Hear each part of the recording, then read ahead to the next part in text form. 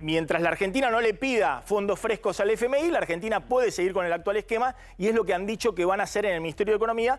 Y dicho sea de paso, no pueden hacer otra cosa, porque si se instalan estas cosas, que el Ministerio de Economía decía que eran rumores, obviamente la oferta de dólares de los exportadores se retrae, porque dice, ¿para qué vamos a estar vendiendo ahora los dólares? Esperamos a que definan cuál es el nuevo esquema cambiario. Ese es el primer punto del documento que hoy se publicó en el Fondo Monetario.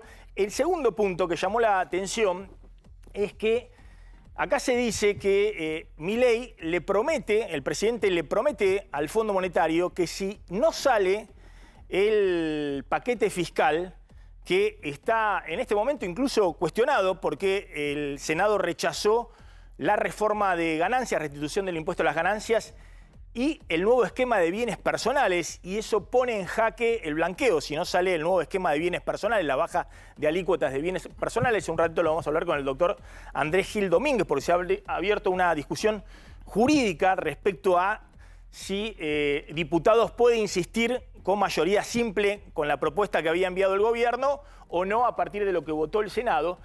Pero en el documento se revela, en el documento del FMI publicado hoy en Washington, que el gobierno, Milei dice, me van a sacar muerto de la Casa Rosada, pero no voy a transigir con el ajuste fiscal y el superávit fiscal. Es el ancla real de todo el programa económico.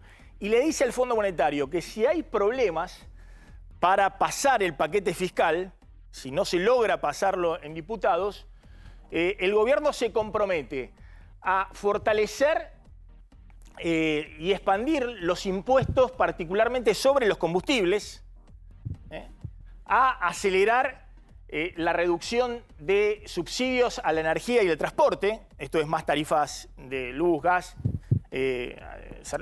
tarifas energéticas y tarifas de colectivos, que de hecho, y de trenes, que el gobierno ha estado postergando entre mayo y junio para que no impacte tanto sobre el bolsillo, y también ir a fondo con la racionalización de las transferencias a las provincias. Es decir, el gobierno dice, bueno, si no sale el paquete fiscal, es un poco lo que ha dicho Milei en público, pero se lo dice en concreto cómo lo va a hacer al FMI, va a dar más ajuste, ya sea por el lado del gasto, por el lado de subsidios, por el lado de los impuestos que no requieren el Congreso. Por ejemplo, impuesto a los combustibles, que el gobierno tiene la potestad de subir todos los meses el impuesto a los combustibles.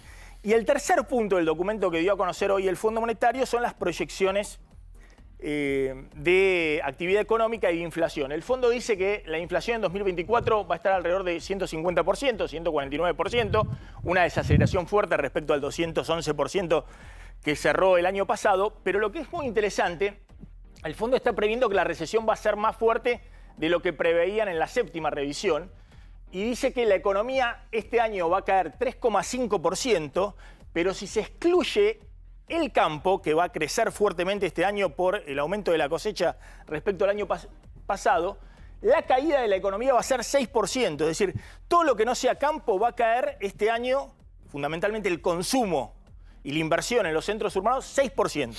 Estamos hablando de una caída, de una recesión muy profunda, muy fuerte, que obviamente se siente en el bolsillo y que también va a repercutir sobre el empleo. En este contexto, en un ratito vamos a contar qué está pasando con los últimos datos de actividad económica. Se conocieron los datos de CAME de ventas por el Día del Padre y sigue todo muy frío en la economía. Pero también hay novedades respecto a cómo sigue la segunda fase del programa económico de Caputo y Milei. Y se ha generado mucha expectativa respecto a una reunión mañana del presidente de la Nación con su asesor económico estrella, Federico Sturzenegger, a quienes todos dicen que puede ingresar al gabinete con un rango ministerial. Carlos González Prieto. Sí, Maxi, mañana se va a reunir el presidente Milei con Federico Sturzenegger. Es el que va a tener a cargo la reforma del Estado, si querés, y naturalmente todo el mundo que conoce estas roscas del poder en el mundillo económico ve la tensión natural con Toto Caputo y todo el equipo, más que nada de la época de Mauricio Macri, donde lo sacó, ¿te acordás? Caputo de la presidencia del Banco Central a Federico Sturzenegger. ¿Qué dice en el Ministerio de Economía? La verdad que no se ven muy preocupados, se sienten muy empoderados. Tiene el ministro de Economía hoy 15 secretarías, Maxi, se quedó con absolutamente todo, desde agricultura, ganadería, infraestructura, energía, tiene todo Caputo. Por si le faltaba algo, la semana pasada confirmaron que se va a quedar también con el manejo de las empresas del Estado. Con lo cual el rol de Sturzenegger, más que encontrarle un lugar formal, la verdad que cuesta vislumbrarlo. ¿Qué dicen en el entorno del expresidente del Banco Central, de Federico Sturzenegger, muy valorado por Javier Milei? Que ellos están para las reformas profundas. Te lo dicen en off. Te dicen que el Ministerio de Caputo está para la coyuntura, que es una cuestión circunstancial, pero que ellos están para la reforma profunda del Estado. Gran incógnita entonces, ¿qué va a pasar con la convivencia de Luis Toto Caputo, que hoy tiene la confianza total del presidente Javier Milei, y con Federico Sturzenegger? Si no se mete en la quinta de economía, si se queda en su espacio más técnico, ayudando en la redacción de leyes y tal, yo no veo que vaya a haber tensiones, pero será cuestión de esperar algunos meses. Yo sé, Carlos, que vos venís de Alemania, digamos, sos muy dúctil con el alemán, pero vamos a llamarlo Sturzenegger, nosotros que lo hablamos así más porteñizado, castellanizado, digamos. Yo no tengo una palabra alemán, te lo dejo a vos a criterio, pero vamos a decirle Sturzenegger, que es como o Sturze, como lo llaman muchos en los ámbitos de la política. Él se autodetermina así su apellido, ¿eh? Ah, bueno, por eso. Lo he escuchado en tu programa cuando estabas en el 26. Por eso. Bueno, a ver, el otro tema tiene que ver con el gobierno y la pata de seguridad. En un ratito vamos a hablar de qué está pasando con los detenidos. Algunos que han sido liberados, otros que siguen detenidos después de la marcha del miércoles pasado, mientras se votaba en el Senado la ley bases y el paquete fiscal. Pero evidentemente el gobierno está sobreactuando un estilo Bukele. Y hoy lo dejó en claro la ministra de Seguridad. Patricia Bullrich, porque en estos momentos está en El Salvador.